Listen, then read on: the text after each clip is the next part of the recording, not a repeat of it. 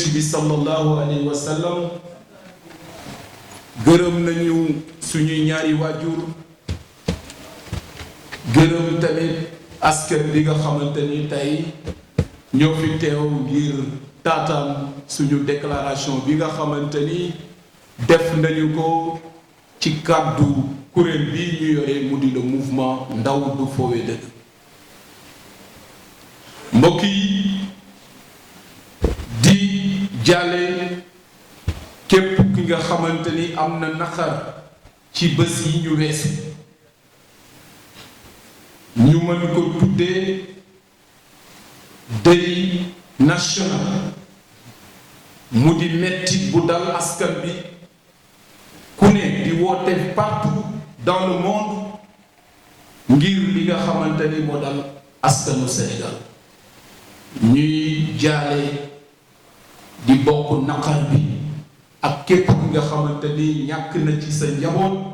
mu di doom walla papa walla soxna walla yaay ñi leen di ñaanal ñoom ñi nga xamante ni wuyu dinañ seen borom ci circonstances yi nga xamante ni Sénégal mosu ko xam ñu ñaanal leen yàlla jéggal leen. beneen bi mbokk yi Sénégal tey ku jaaxlewul ñàkk nga responsabilité ku waxul ci biir ñi nga xamante ni moo am Sénégal je pense que est-ce que bëgg nga Sénégal tey moo waral le mouvement ndaw du foowee dëgg woote ngir indi quelques paroles yoo xamante ni amaana yaakaar na ni mu am saafara. tey réew mi nga xamante ni réewu jàmm la réewu teraanga ci image yu mujjee gis ci réew mi ku yeewoon Cheikh Anta Diop mi xamante ni bëggeelu xam-xam walla nga yee Léopold Sédar Senghor ñu ni ko taal nañ fële ca barabu fi ñuy sàkkee xam-xam dina déedéet lii du jeunesse bi moo bàyyi ko fii Sénégal mu di naqar bu fees dell ñu di ñaan yàlla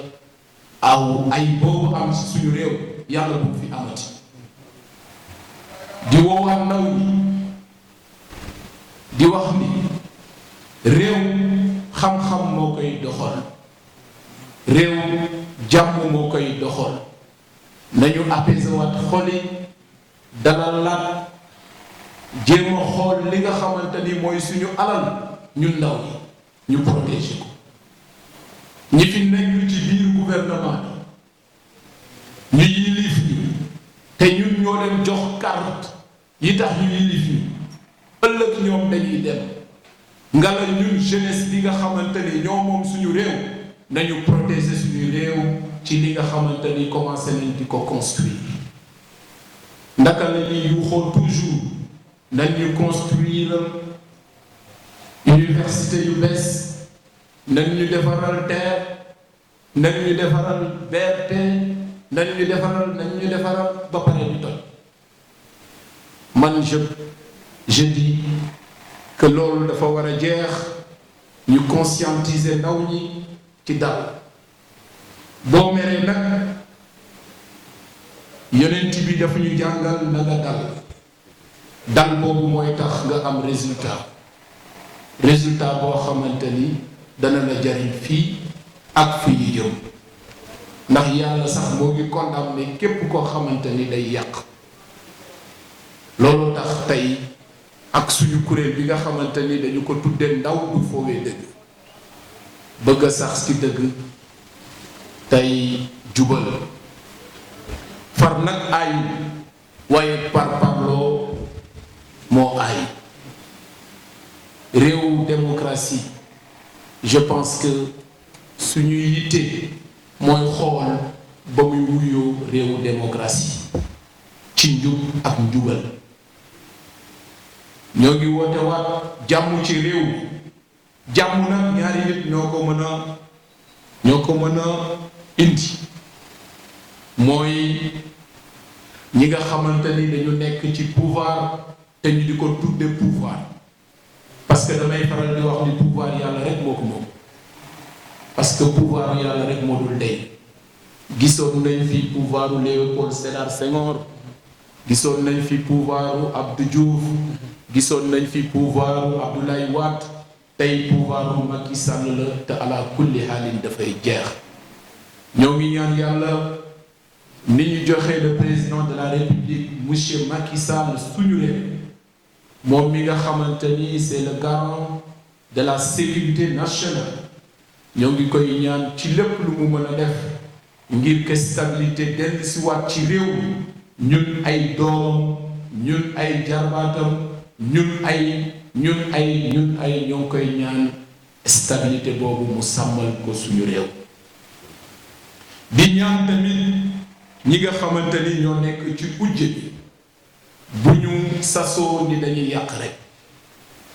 déedéet mere président de la république wala mere gouvernement bu Macky Sall warut a tax ñuy yàq alalu askan bi alal bi du alalu président Macky Sall du alalu gouvernement Macky Sall waaye alalu Sénégal la kon ñu gën a bàyyi xel que lépp li nga xamante ni dañu ko yàq bis bi ñu aspirer pour gouverner le Sénégal xam nañ ni loolu dañu koy defaraat te wax dëgg yàlla di arrière di defar je pense que di avancer di defar moo ko gën kon ñun ñëpp ñu bàyyiwaat xel sama mbokk yi nga xamante ni moom la ñu àndal depuis 2019 ñu tuddee suñu kuréel bi ndaw du foowee dëgg li ñu leen yare ndax maa ngi dégg ci ay journaliste ñu naan Thiès lu tax yëngatuwul CES ku ko xam ci taarixu politique moo gënoon a tàng looy gis mais Abdou Diouf moo fi waxoon jeunesse malsaine waaye tey ku gis comportement wu jeunesse su Thiès xam ni changement am na te loolu la ndaw di xoolee te ñu bëgg a def ci biir Sénégal ñépp xam ni liggéey jom fayda ak niveau d'intellectuel mooy développé réew gis nañ ni Thiès changé na yëngu-yëngu yu Thiès waaye bokkuñu ci ñu ñaan yàlla mi nga xamante ni mooy sàmm ku ko neex mu sàmmal lu suñu réew mii di Sénégal képp ku nekkoon sa kër yaa ngi tiit nit ñaa ngi faatu li wolof Njaay di wax ay li yam ci bopp borom mën nga toog nga ni man de bokkuma ci ñuy xeex waaye nga yebal sa njaboot ni ko demal ca boutique ba nga gis ni nit tiire na bal perdu mu dal ci sa bopp doom bi nga bëgg ci sa xol yàlla jël ko donc comme ñun ñépp dañu ñaan stabilité di ko woote kenn bëggul ñàkk gis nañ ci média yi ay nit di jël arme xamuñu sax ni ñu koy maîtriser di ko dóor loolu musta am Sénégal nañu ñaan yàlla jàmm am ci réew mi maa ngi woote askanu Sénégal mu di le pouvoir mu di opposition ñu woote waat jàmm ci réew mi loolu la ñuy wax ni bëggoon nañu jàkkaarloo taskatu xibaar yi ngir jox leen suñu position par rapport ak li nga xamante ni moo xew ci réew mi jàmm tey jàmmoo loolu mooy soxal réew loolu mooy sotti réew loolu mooy tax réew jëm ca kanam mbokk yi loolu lañu leen indi loon di wax ni incha allah ñoo ngi waajal benn tournée mu di benn caravane pour wër Sénégal ngir jàmm bi daj ci réew mi ñi nga xamante ni ñoo yore suñu justice wóolute lañu leen def ngala kon nañ ñu defal li nga xamante ni moom la askan bi soxla donc moom la aussi loi bi santaane ci réew mi loolu rek la ñuy soxla ndax ku àtte fii loo xamante ni quitte avec ta conscience xamal ni boo deewee di ko layaale ak sa bopp loolu nag bokk na ci foowee dëkk loolu tax ñuy tàggat suñu ndaw ñi ndaw du foowee dëkk Maguette wax na ko léegi nee na du vérité bi ñuy dégg wax nga waxuloo wax nga dëgg wala waxuloo dëgg déedéet dañuy wax ni métier boo mën di def nga doon tailleur wala nga doon maçon wala nga doon journaliste wala nga doon aussi avocat wala nga doon juriste lépp looy àtte na nga ko def ci li nga xamante ni mooy dëgg loolu mooy ndaw du fooy dëgg lépp looy liggéey nga liggéeyee ko ak dëgg loolu rek lañu soxla loolu moo tax ñu tuddee suñu mouvement bi ndaw du fooy dëgg yàlla nañu yàlla jàppale ba message bi ndaw ñépp mën ko taataan ci tey dafa amoon benn góor yàlla bu mag mu di sama sëriñ Cheikhna Ahmed Tijani Sy Al Maktoum mu doon wax ni ndaw ñi ñooy yar ndaw ñi mu ni tamit bés bu ñu fóotul suñu xol réew mi dinañ ko fóote ak deret loolu nag déggil la laaj mooy que nañu apaiser xol yi nañu defar li nga xamante ni moo am te bañ a parparloo mu ni far mën na am waaye farfarloo mooy taal réew nga la kon bu ñu farfarloo nañu xool ñi war a protéger doomu aadama yi ñu protéger loolu rek la ñuy ñaan di remercier suñu gan yi nga xamante ni ñoom ñépp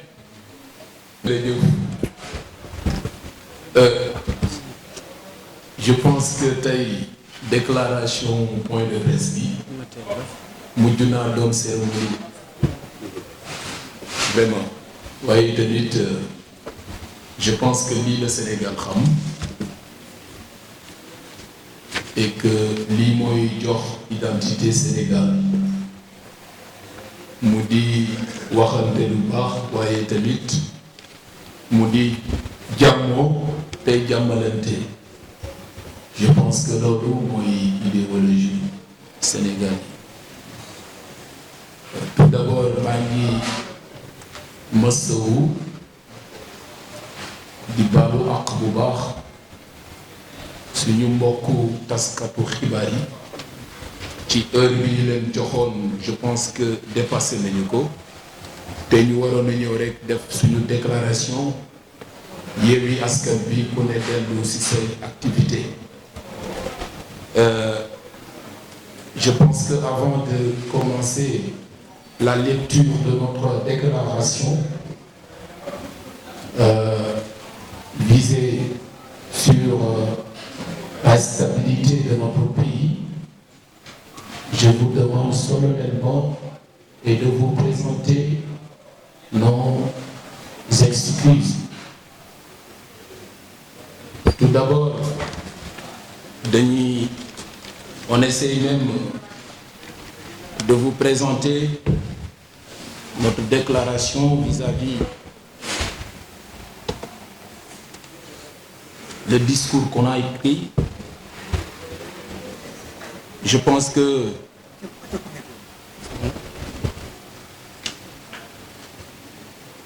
Cheikh l'a dit tout à l'heure, Cheikh Tidiane,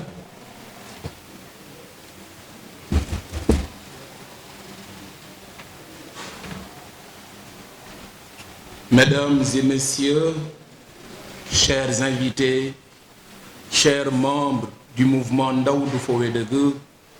mes compagnons de toujours, notre pays a été secoué au mois de mars 2021 et au 2 juin dernier par ces événements d'une rare violence ayant entraîné des pertes de vie humaine et de plusieurs dégâts matériels et financiers. C'est le lieu pour moi de m'incliner devant la mémoire des disparus, de présenter mes sincères condoléances à leurs familles et éploré ainsi que la nation tout entière. Je vous prie, une minute de silence s'il vous plaît. On se lève s'il vous plaît. Une minute de silence pour la mémoire des disparus lors des événements.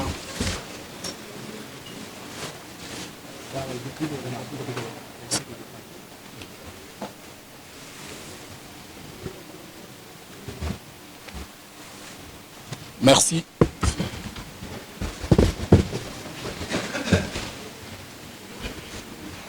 Vous le savez, notre pays a été touché de par ses symboles.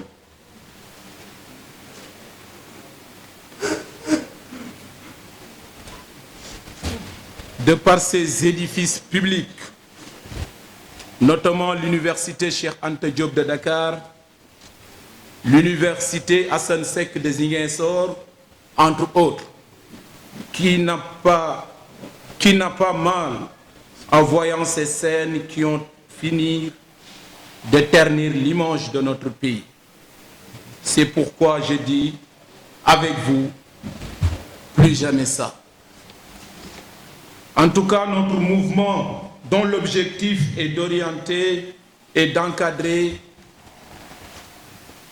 la jeunesse vers la voie de la vérité,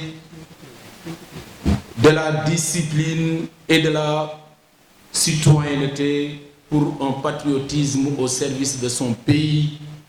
bannit et condamne tous ces actes de violence et de barbarie. Mesdames et messieurs, le Sénégal n'a jamais connu de son histoire politique de tels délits. Aujourd'hui, l'heure n'est plus aux lamentations, encore moins aux commentaires partisans qui ne font que creuser l'abcès et jeter l'huile sur le feu. Le mal est déjà fait et nous sommes tous interpellés face à ces désastres que rien n'explique. J'en appelle donc à la lucidité, à la responsabilité, mais aussi et surtout à la clairvoyance pour l'intérêt général. Notre pays a frôlé l'irréparable à cause d'une affaire de mœurs opposant de citoyens sénégalais. Ce n'est pas acceptable. Notre mouvement Ndaoudou Fowé Degue, qui a comme credo l'éthique et le sens du travail, œuvre pour la recherche de solutions afin de renforcer la dignité des êtres humains, de lutter contre les fléaux qui affectent le Sénégal et le continent africain. D'ailleurs, c'est la raison pour laquelle notre mouvement travaille pour sa massification et pour une meilleure implication des jeunes dans la gestion du pays. Très en alerte, nous avions déjà organisé une rencontre avec les communicateurs traditionnels et les leaders d'opinion pour échanger sur l'importance de la paix, facteur important pour la stabilité du pays et pour son développement. Dans le passé, le Sénégal avait connu des crises très profondes, mais qui n'ont jamais éteint ce niveau de violence. Face aux multiples enjeux, je peux citer le pétrole et le gaz. Et les défis qui nous entendent, les pouvoirs publics doivent aujourd'hui bien communiquer sur ces futures richesses afin que la jeunesse qui a perdu tout espoir revienne à la raison. Enfin, pour conclure, j'invite toutes les Sénégalaises et les Sénégalais à se donner la main, à commencer par la dynamique et lucide membre de notre mouvement que je tiens à vous remercier profondément. Vive le Sénégal, vive la paix pour la concorde nation, Je vous remercie de votre aimable attention.